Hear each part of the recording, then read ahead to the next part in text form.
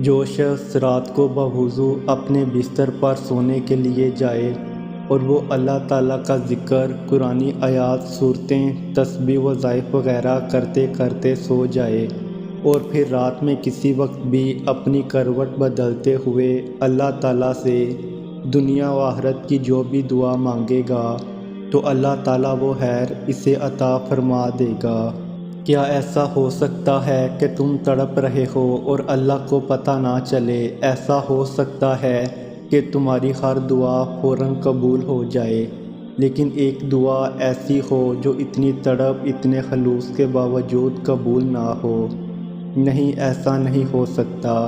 اگر دیر ہو رہی ہے تو کوئی خیر ہی ہوگی، اگر نہیں سنی جا رہی تو آزمائش ہوگی، اور اللہ آزمائش بھی تو اپنے پیاروں کی لیتا ہے۔ تو کیوں مایوس ہو رہے ہو؟